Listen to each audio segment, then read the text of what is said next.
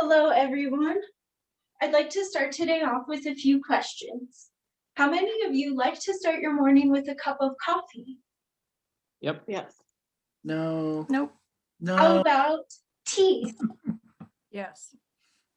And how about Pepsi, Grandpa?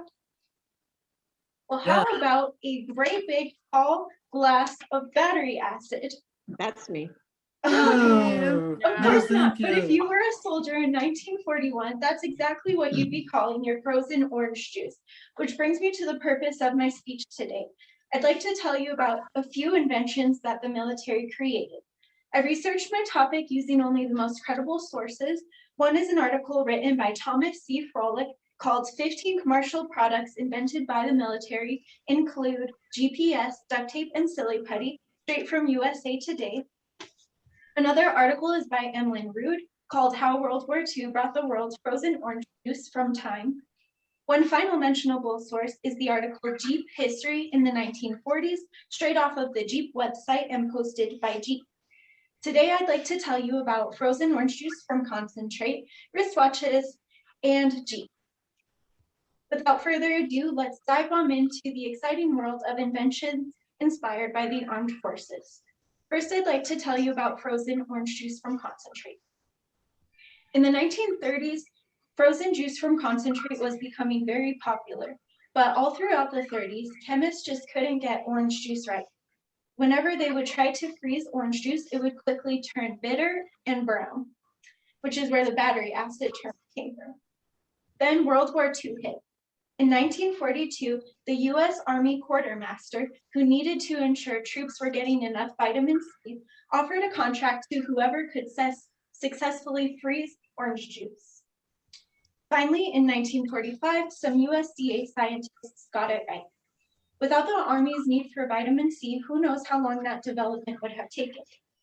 Now that you know where that drink in your freezer comes from, I'd like to tell you about wristwatches. The world's first pocket watch was invented in 1505 by a German locksmith named Peter Henle. The name watch comes from sailors who needed the devices to time their shifts or watches. For the next 500 years, pocket watches were the way the world told time. The inventor of the wristwatch is not known for sure, but they became popular in the beginning of the 1900s. But they were only worn by women who wore skirts or dresses and were considered silly by men. That was until 1914 when World War I struck. Soldiers actually began rigging their pocket watches onto their wrists when they realized the need to tell time quickly while flying planes or conducting missions out in the field. By 1916, the wristwatch had replaced the old pocket watch as the new way to tell time. Clearly, the military had a drastic effect on this benchmark of fashion and utility. Surely you can see how the needs of our soldiers have impacted our lives by the way we wear watches. And furthermore, this brings me to my third and final invention, Jeeps. Before 1940, Jeeps did not exist. Their creation is a direct result of World War II. The Army asked 135 different automakers to produce for them the vehicle that they would need for the war. 3 automakers, Bantam, Willys, and Ford, came together to collaborate on a design. On Armistice Day 1940, Willys Overland presented their quad prototype. By July 1941, Willys Overland was offered a contract by the Army, and 16,000 Willys MBs were produced.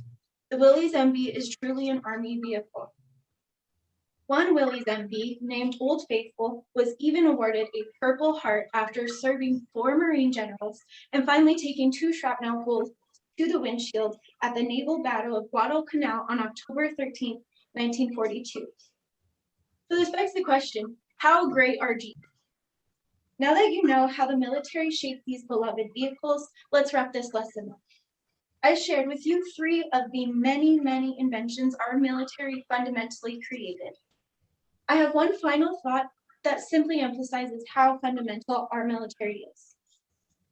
The measure to create a unified Continental Army to be led by George Washington was passed by the Second Continental Congress on June 14, 1775, Ka-chunk. That means the United States has had an army 1 whole year longer than it's even been a country. Thank you for your time, everyone. Yay. Good job. You did good. Good job.